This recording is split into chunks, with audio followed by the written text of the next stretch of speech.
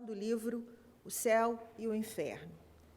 Em Obras Póstumas, num texto de 1863, os espíritos anunciam a ele em 30 de setembro: chegou a hora de a Igreja prestar contas do depósito que lhe foi confiado, da maneira como praticou os ensinamentos do Cristo e do uso que fez de sua autoridade, enfim, do estado de incredulidade a que conduziu os espíritos.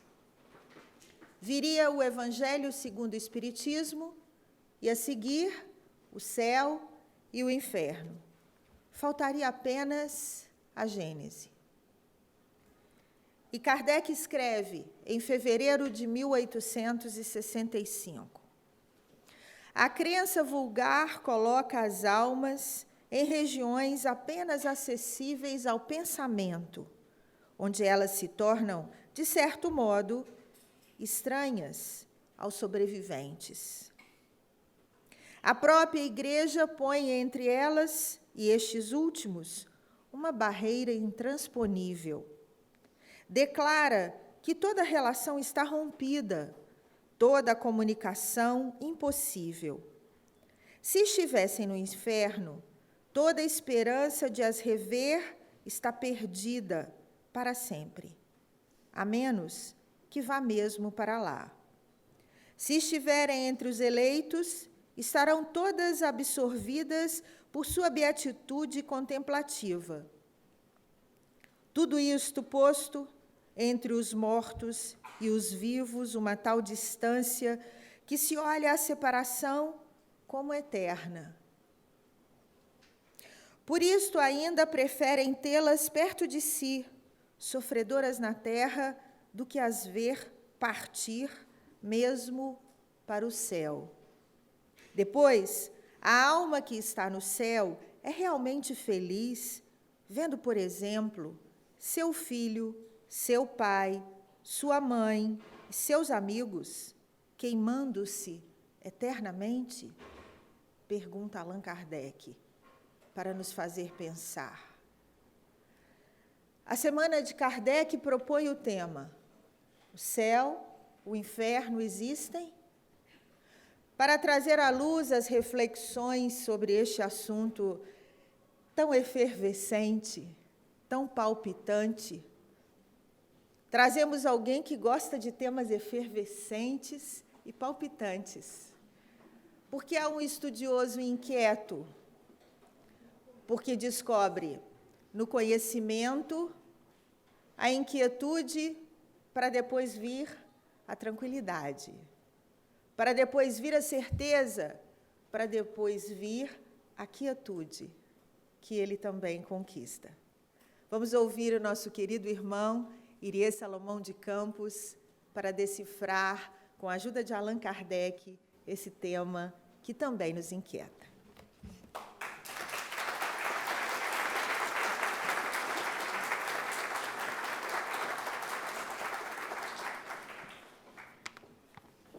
Isso é maldade. Eu não vejo nenhum gosto pela polêmica. Nada me reporta isso. A questão do meu posicionamento em relação às coisas da vida não passa pela ausência de perdão, não passa por não esquecer os erros nossos cometidos no passado. Ela se fixa, a minha maneira de ser, ele, o meu pensamento, ele, o meu comportamento, dentro e fora, em qualquer lugar que eu esteja, se fixa em alguns pontos, mas, basicamente, no fato da persistência da mentira, do arranjo que se faz para manter a mentira no poder. Mentir para estar no poder. Mentir com todas as forças, com todas as capacidades dos séculos. Isto eu não aceito. E falo simples, claro e direto, em qualquer lugar. Detalhe, que me perguntem. Eu não me meto na conversa alheia. Se não me perguntar, eu vou-me embora. Se me perguntar, eu respondo, partindo de um ponto. Quem não quer ouvir, não pergunte. E essa pergunta é deliciosa, simples, clara, tão simples que exigiu do mestre Allan Kardec um livro. Quem sou eu para respondê-la em poucos minutos, ou mesmo numa encarnação? Então, aqui estou tomado de pânico para respondê-la. O céu e o inferno existem? Claro que sim. Indiscutivelmente, sim. Terminei, posso ir embora. Né, Neandertal? Então existe, nós vamos começar, para quebrar o gelo, por onde nós temos mais afinidade, que é o inferno. Então existe o inferno que nós, costumeiramente, mandamos alguém, pelo menos uma vez por dia, para o inferno. Vá para o inferno. Isso quando nós estamos muito bem equilibrados, senão mandamos para lugares mais distantes. Com certeza. E o inferno é algo tão marcante em nossa existência que o querido, genial, fantástico, único poeta Fernando Pessoa tem uma frase que me encanta desde garoto, quando eu li o primeiro poema escrito por ele. E eu descobri, logo jovenzinho, esta frase que enriqueceu a minha ideologia infernal. Diz Fernando Pessoa: vão para o diabo sem mim, ou deixe-me ir sozinho, porque havemos de ir juntos? Nós veremos mais à frente que existe uma estreita ligação entre as artes, principalmente a poesia e as artes plásticas, com a nossa visão e crença no inferno e nos céus. Fato é que, por muitos séculos, ou por todos os tempos, a humanidade, por intuição, acredita na vida futura, mesmo que as religiões neguem. Nós, seres humanos, individualmente, acreditamos, cada um à nossa moda, do nosso jeito, na vida futura. E, mais especificamente, nós acreditamos na estreita relação do nosso destino na vida futura com o bem ou o mal que nós praticamos. Tanto é que, desde os tempos mais remotos, o ser humano pratica e executa reverências, ritos a deuses, agradar a deuses para garantir a minha vida futura. A diferença ou a distinção está na ideia que se faz da vida futura, pois essa está diretamente ligada ao seu conceito de justiça, ao seu conceito moral, ao conceito de bem, de mal, que aquela pessoa ou aquela civilização imaginam. Então, só para caracterizar, os povos caçadores do passado distante imaginavam seu céu como um lugar farto de caça. Os povos guerreiros, que é o segundo passo da evolução, tinham o céu como um local de honrarias e bravuras cometidas ou executadas nos campos de batalha. Então, como diz Kardec, é como a vida futura é um decalque da vida presente, uma continuidade da vida presente ampliada. E o inverso? O inverso é o inferno. O inferno é a ausência de tudo que nós queremos. Se para o caçador é muita caça, o inferno dele é uma terra desértica. Se para o guerreiro é o ato de heroísmo, é a bravura, é a narrativa da sua batalha, o inferno é o quê? O ato de covardia.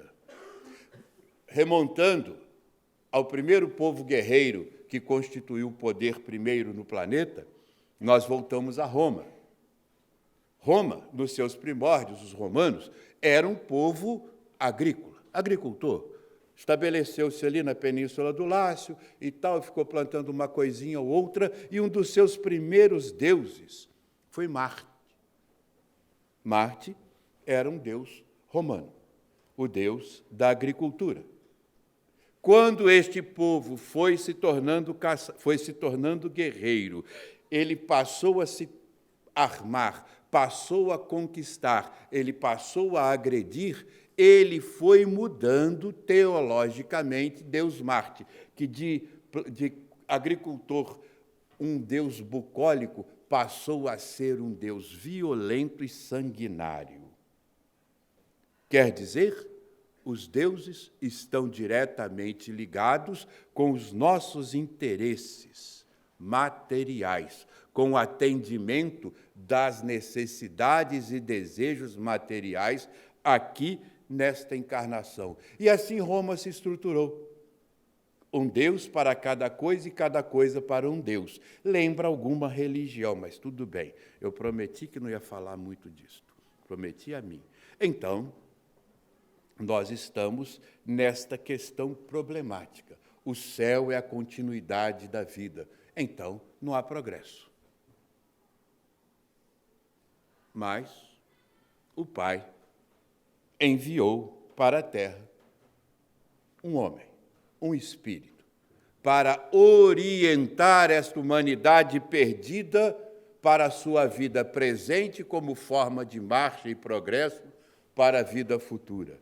Então, Deus enviou Moisés, que em sua época, encaixado absolutamente no progresso espiritual, moral, cultural daquele povo que ele coabitava, deu-se a primeira psicografia da história da humanidade.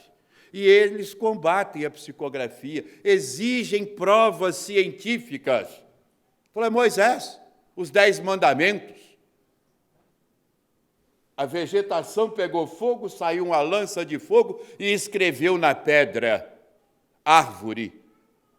Desde quando árvore escreve?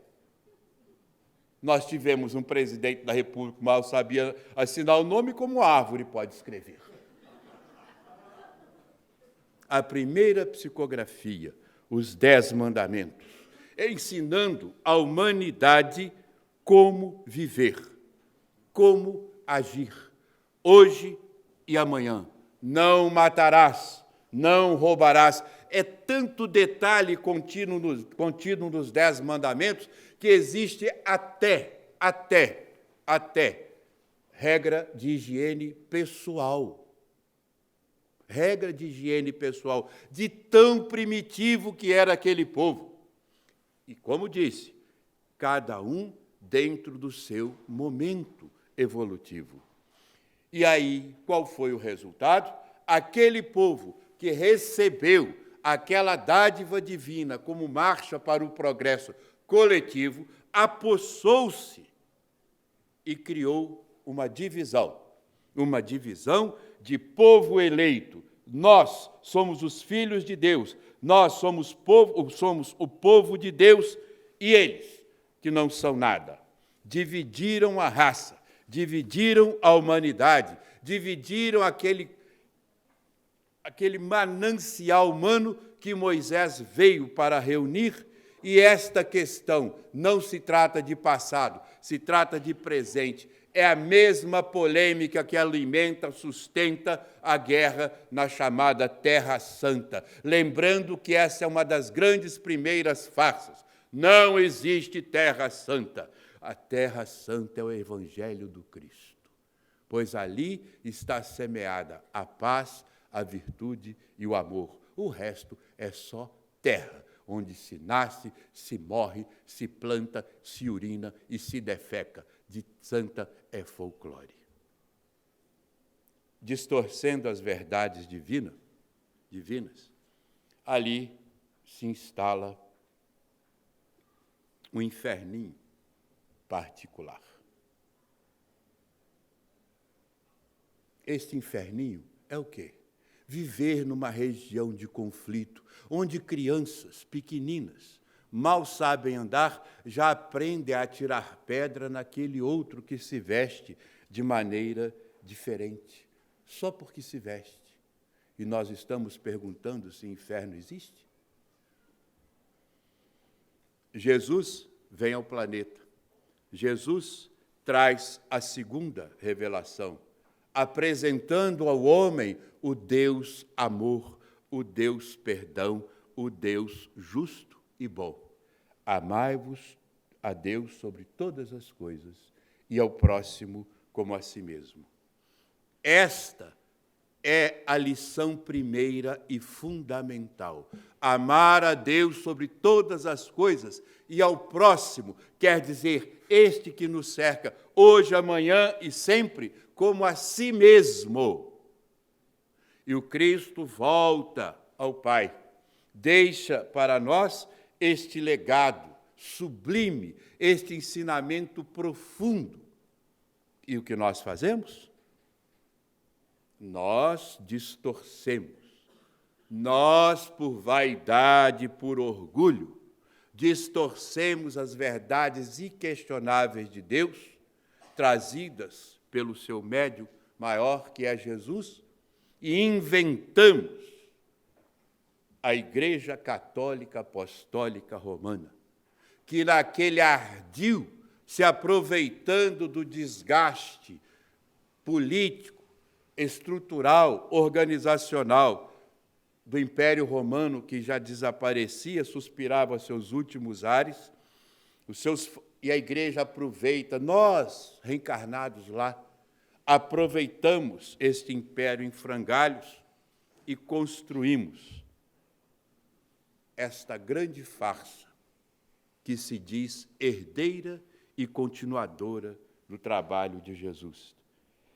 E esta mesma igreja, que para atingir os seus objetivos imperialistas, passou cuidadosa, meticulosa, cientificamente dentro dos seus conceitos, a cobrir as verdades que Jesus ensinou, cobrir os ensinamentos, ocultando os ensinamentos profundos de Jesus e visionários, lógico, com as mitologias, os mitos do passado remoto, trazendo de volta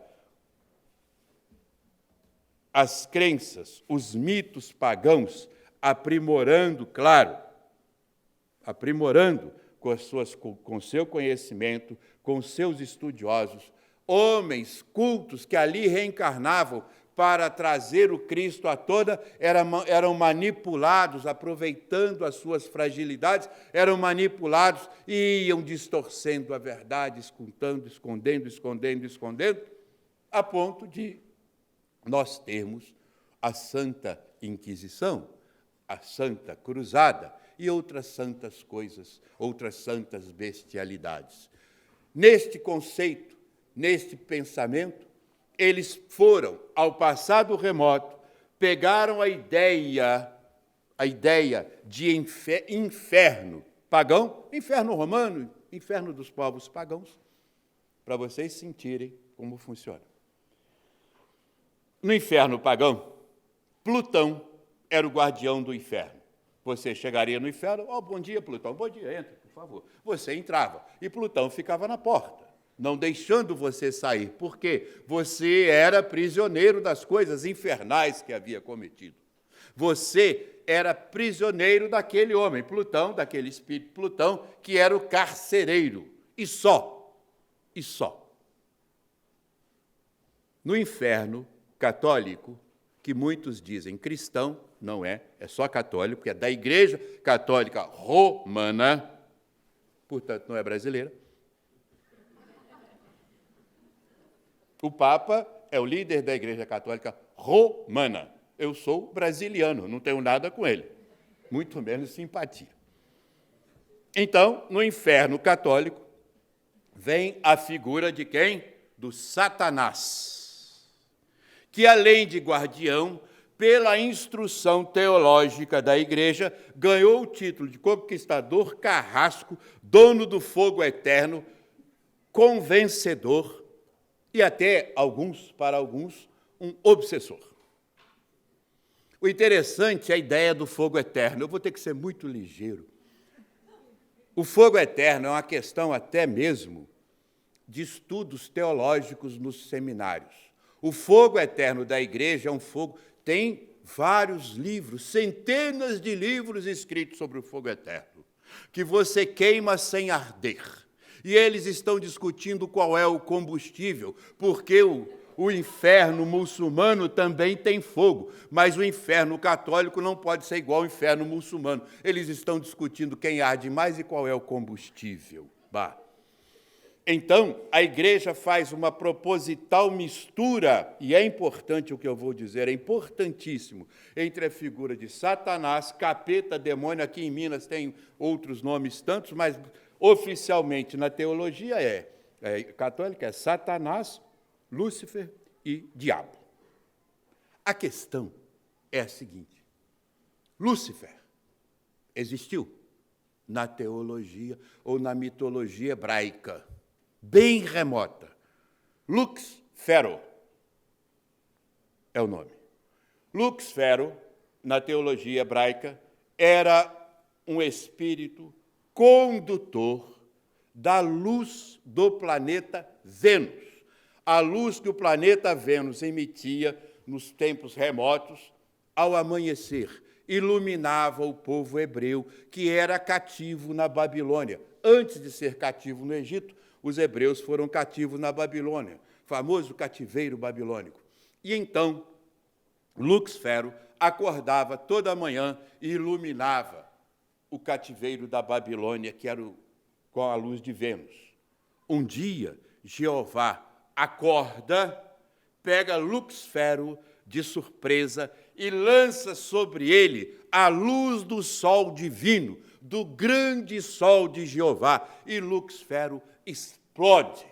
A luz de Vênus desaparece e resplandece o sol de Jeová, o grande sol de Jeová, e o povo hebreu é libertado do cativeiro da Babilônia por séculos e séculos e vai seguir sua vida.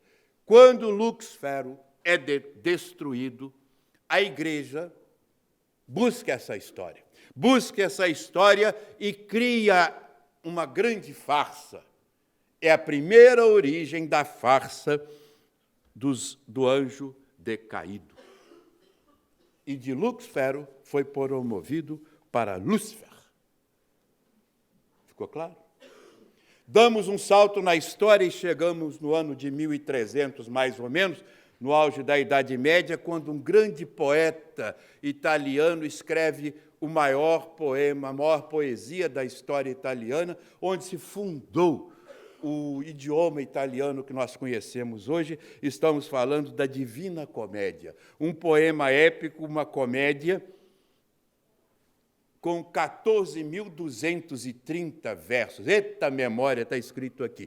14.230 versos, uma passagem, uma viagem entre o inferno, o purgatório e céu. E a intimidade nossa é tão grande com o inferno que a maior parte do livro é dedicada a ele. Este livro é bem mais do que uma poesia, é bem mais do que um conto. Eu disse lá no princípio, a imagem que nós fazemos de inferno está ligada pela alimentação, pelo combustível da poesia. Não que nós gostemos de ler poesias demoníacas, não, porque a Igreja pegou estas poesias para estruturar a sua farsa. E este livro é a base do pensamento medieval, é a base da teologia católica. E através dela, que nos anos seguintes, que ela se instalou no poder, que foi intocável até 1970, quando ela começa a entrar em decadência com o Concílio Vaticano II, aí, mas já estava tudo pronto. E as gerações, nossos avós, nossos pais, muitos de nós foram criados neste medo terrível. Vai para o inferno se não obedecer a mamãe. Né? E por aí nós vamos. Dante descreve com muita perfeição. Ele era um médium incrível e descreve com muita perfeição. Mas tem uma passagem que pouca gente presta atenção, que é a seguinte. Dante, como todo medieval, imaginava um mundo, o planeta Terra, e vários mundos à sua volta. Vários arcos à sua volta, como se fosse um alvo. Planeta Terra e círculos de cristais, de círculos transparentes à sua volta. Isso é chamado, na geografia, de esfera armilar. Muita gente compra nas lojas de decoração aquele globo com a seta atravessando e vários arcos em volta. Pois é. Então, estava ali todo mundo vivendo bem na Terra, até que houve uma confusão, um sururu no céu, um sururu, uma confusão, e Lúcifer, Lux Fero, briga com Deus. Deus dá uma pisa, para lembrar o meu amigo pernambucano, dá uma pisa em Lúcifer e joga-o lá de cima. E ele desaba de um daqueles anéis da esfera armilar e cai na terra. E Dante descreve o meridiano onde ele cai. Tamanha precisão deste homem. Ele descreve o meridiano. Lá vem Lúcifer. Caiu no chão. Os cientistas hoje não perdoam nada. Nada passa em branco. Correram para estudar onde ele caiu. O local onde Lux Fero cai forma uma depressão, afunda a terra tamanho o seu peso. E ele cai onde se forma, onde é o Mar Morto. E nas suas adjacências, nas adjacências do Mar Morto, Lúcifer instala seu reino.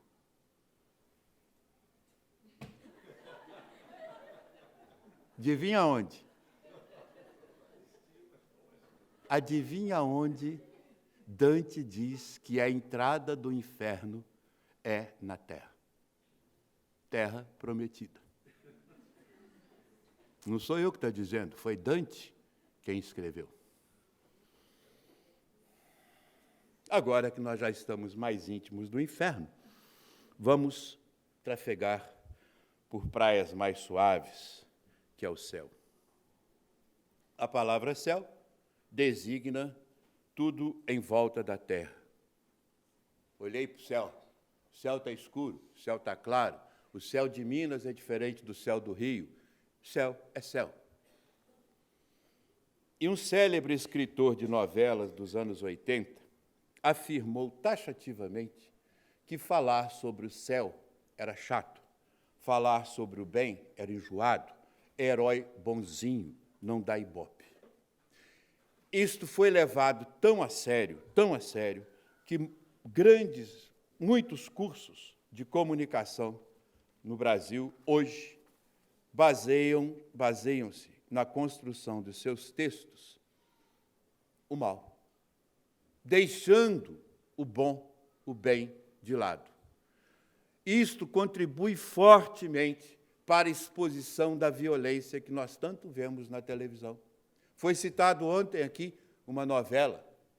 Vê a novela, depois fica com dor de cabeça, não sabe por quê. Porque o que se fala ali é infernal, é mal, é ruim, não é prazeroso. Pode causar prazer, mas não leva à felicidade. Por conseguinte, a nossa dificuldade de falar do céu, de entender o céu, e pior, de lidar com o bem ao longo da nossa rotina diária. Então, a criação falar. Se nós não temos dificuldade de falar do bem, de entender o bem, de pensar o bem, de falar do bem, quanto mais falar de amor, amar ao próximo, ver se eu vou gostar desse sujeito, antipático, feio. Aí vamos lá, olha a roupa que ele usa, olha a igreja que ele pertence, e por aí nós vamos.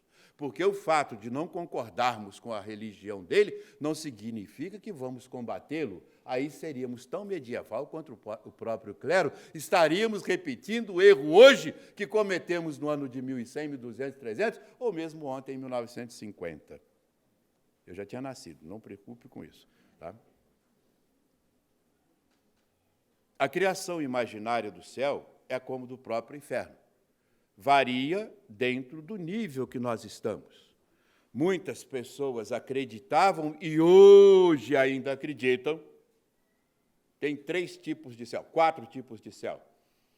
A Igreja Católica diz que são 3. Os poetas dizem que são 7. Meu amor, você me leva ao 7º céu. Meu pai dizia que o homem que inventou o colchão anatômico estava no 7º céu, que ele viveu a vida inteira dormindo em colchão de crina. Não é? Os muçulmanos falam em 9 céus. Ptolomeu, o primeiro grande astrônomo, falava em 11. Então, este é o imaginário. Por que céus assim? A Terra é uma bola sólida cercada de arcos transparentes, cada um céu. Mas o importante foi a observação que Allan Kardec fez sobre isso.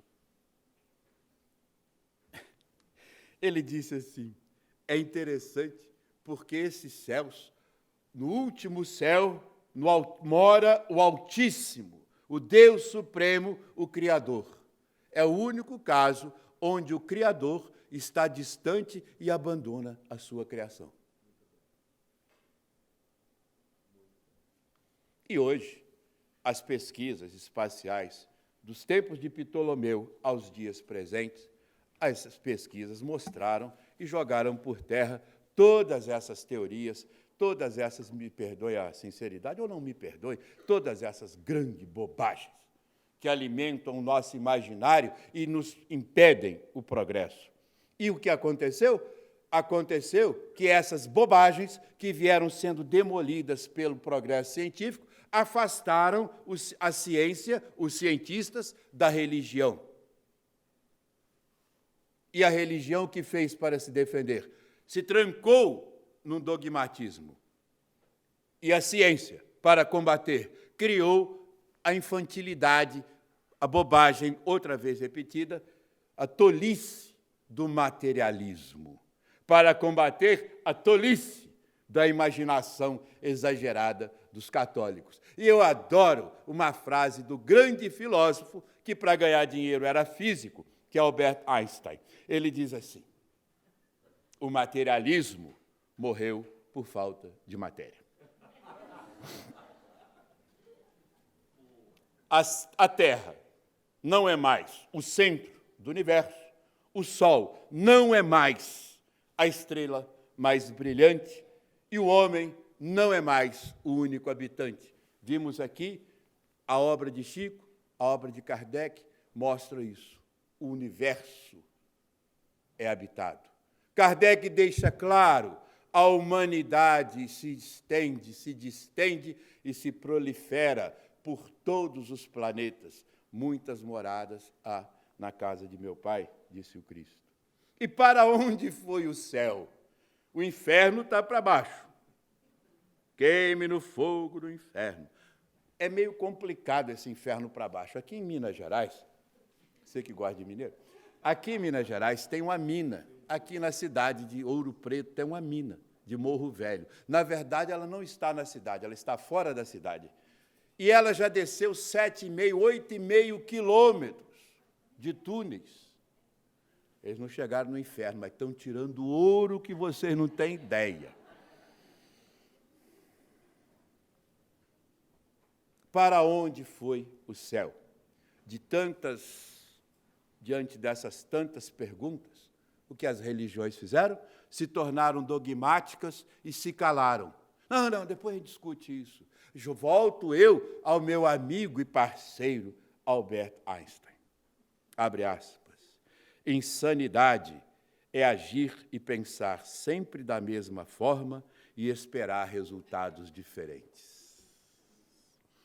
E vem a terceira revelação com Allan Kardec, anunciar o homem composto. O homem biológico, o homem espiritual. Este sim, feito à imagem e semelhança de Deus, por ser perfectível. Esgotadas as energias biológicas, esse corpo desaba, vem o desencarne, como Neandertal muitíssimo e emocionantemente bem mostrou aqui agora, e o espírito, a essência inteligente, conquista a vida eterna, deixando na terra o seu corpo inútil, para voltar de onde saiu, reaprender e reencarnar. Se os espíritos são criados simples e ignorantes, mas dispõem de aptidão para todas as aquisições, principalmente que lhe permitam o progresso, lhe permitam ser perfeitos. E não pensem que essa ideia de perfeição Kardec tirou de trás da orelha, é dele exclusiva, nada é posse da doutrina espírita. A doutrina espírita está resgatando o conhecimento espiritual semeado neste planeta desde o tempo de Sócrates, Aristóteles e assim por diante, e aglutinados em Jesus. Esta é a função da doutrina espírita. Sócrates, para falar de perfeição, criou uma palavra que foi revivida pelo grande professor Herculano Pires, no seu livro fantástico, O Ser e a Serenidade, que não é um livro de ler, é um livro de estudar. Estou estudando ele há 2 anos, não consegui passar do meio. Eu volto ao princípio de tanta informação. E ele traz, o professor Herculano traz para nós a expressão socrática, entelequia.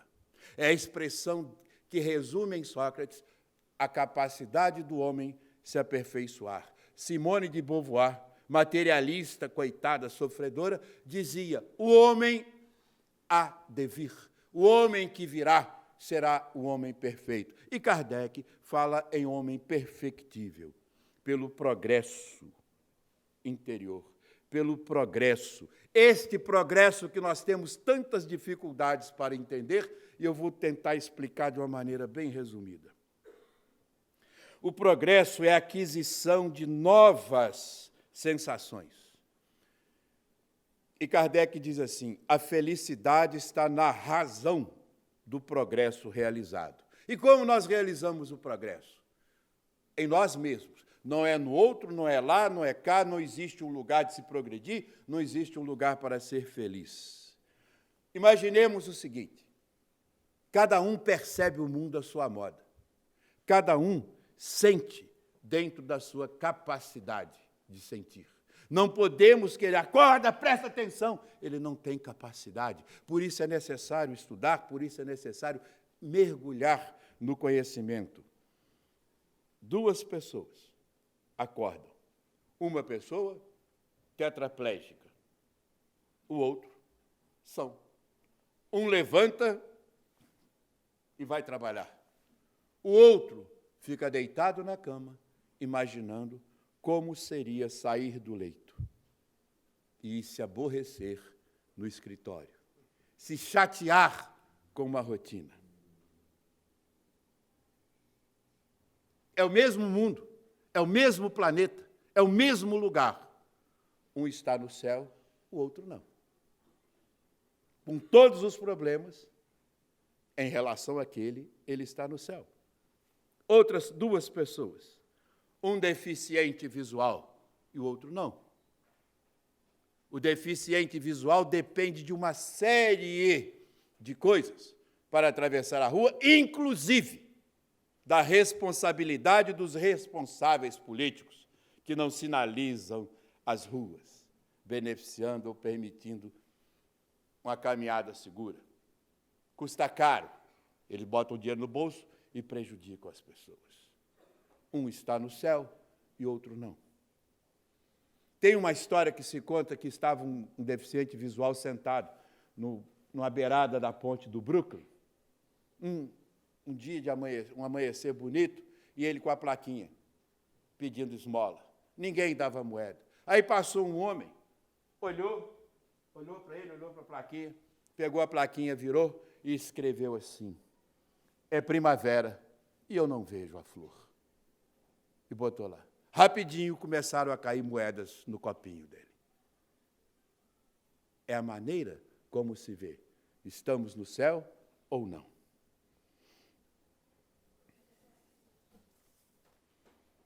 Nós que gostamos tanto de música nesta casa, imaginamos 2 homens numa sala de concerto, aqui. Um profundamente conhecedor, ou conhecedor de música, e outro que não sabe nada. E toca-se uma peça de 20 minutos. Quem conhece, quem tem instrução, quem tem um pouquinho de acuidade auditiva, se deleita, se regala com aquilo, enquanto o outro se aborrece, se acha enfadonho, acha chato, mexe na cadeira, que coisa horrorosa. Bom mesmo é um bate-estaca. Por quê? Porque o bate-estaca mexe com os seus instintos primitivos. Por isso, quanto pior a música, mais alto se ouve. Aquele sujeito que acha que está no céu, dentro do seu carro, ele está num verdadeiro inferno, porque quando ele morrer, ele desencarnar, ele vai escutar o resto da sua existência, até que a sua acuidade auditiva consiga escutar o sopro de uma flauta ou um arco de violino. Tem uma história que eu gosto muito de contar sobre tristeza, céu e inferno. Um poeta, que eu não vou dizer o nome dele, numa crise de tristeza angustiante, louca, alucinada, nos anos 60, no sol quente de Petrópolis, quem conhece Petrópolis sabe quando é quente mesmo, estava com a sua família no Quitandinha, que era o hotel mais chique da cidade. As crianças brincando na piscina, nos pedalinhos, ele dentro do seu apartamento, com a cortina fechada, e a cortina era de veludo, cortina fechada, chorando de tristeza, estava deprimido. Naquela época não se conhecia depressão. E ele escreveu uma das mais belas músicas do chamado estilo fossa que tinha no Brasil. E a música começa assim: a noite está tão fria, chove lá fora, e essa saudade enjoada não vai embora.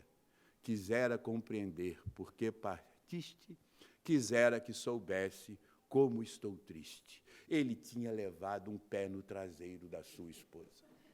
E as crianças dele brincavam na piscina e ele era incapaz de ver o sol, as crianças e a alegria. O inferno era dele. Então, sendo a felicidade, o céu, inerente às nossas qualidades individuais, de cada espírito, encarnado ou não, nós podemos gozá-la aqui na Terra ou fora dela, ou em qualquer outro planeta. Como disse Jesus espetacularmente, cada um segundo as suas obras.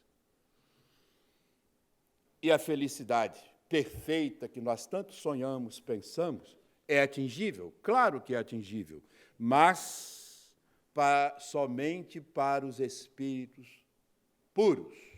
Quando nós falamos espíritos atrasados, não significa exatamente espíritos maus, mas são espíritos impuros. Por exemplo, desconhecedor do amor, desconhecedor do perdão. Os espíritos puros são aqueles que progridem em inteligência e moralidade. Moralidade é comportamento pessoal, rotineiro, digno, segundo as leis de Deus.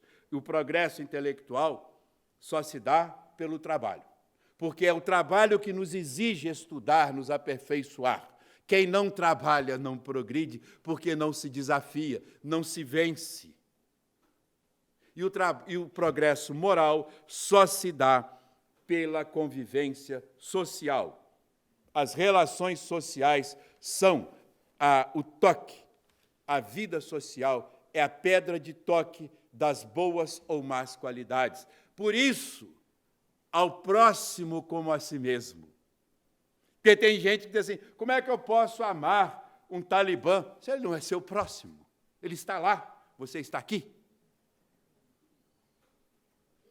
A vida social é a pedra de toque. Por isso, Kardec afirma taxativamente que o primeiro grande laboratório de progresso é a família.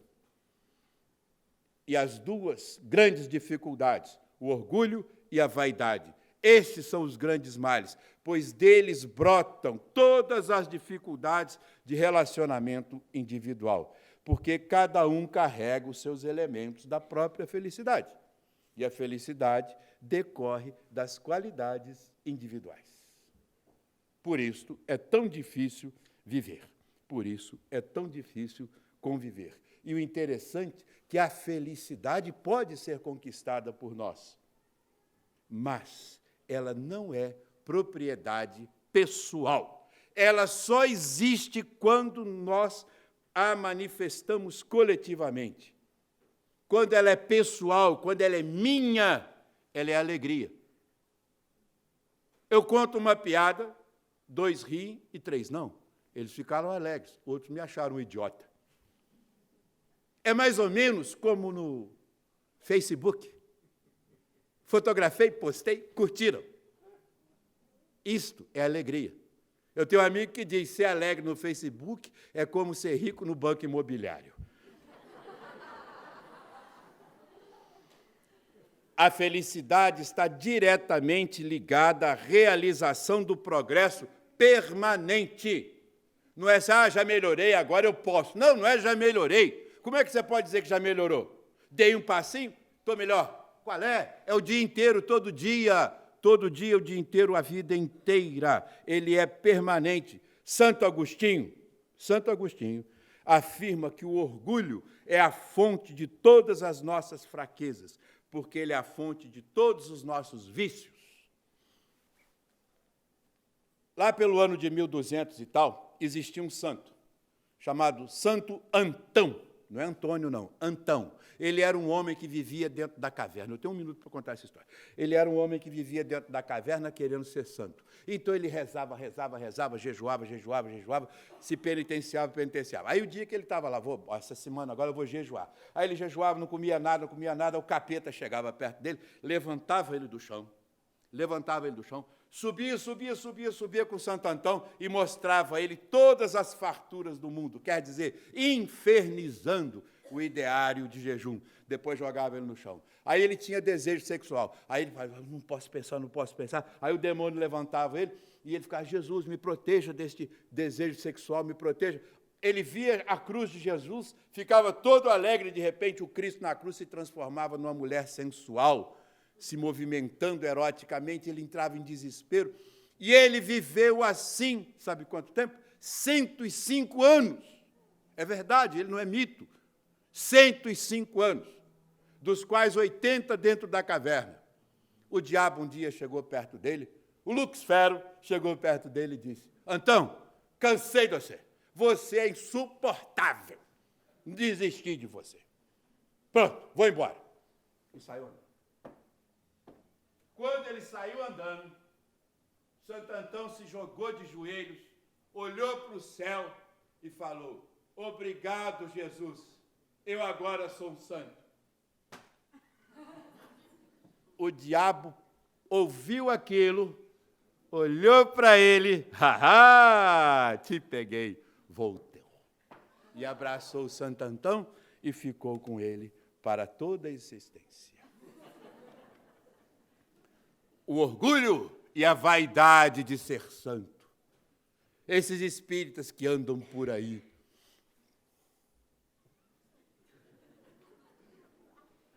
Fulana disse que nós devemos fazer isso. O mentor tal diz isso.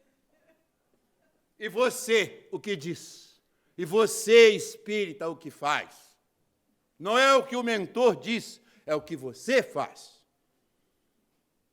Então, os espíritos que habitam as regiões mais felizes são aqueles atraídos pela simpatia, são atraídos pelo equilíbrio e aproximam-se um dos outros, formando grandes grupos familiares homogêneos, diferentes dos nossos grupos.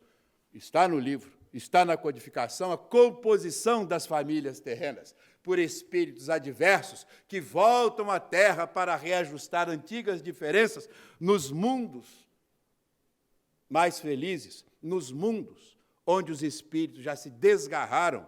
Essas famílias, esses grupos são formados pelas qualidades. E, ao mesmo tempo em que eles se beneficiam desta convivência de alta qualidade, eles irradiam para outros grupos que assim também pensam, imaginam, vivem e sonham, formando uma grande sociedade equilibrada.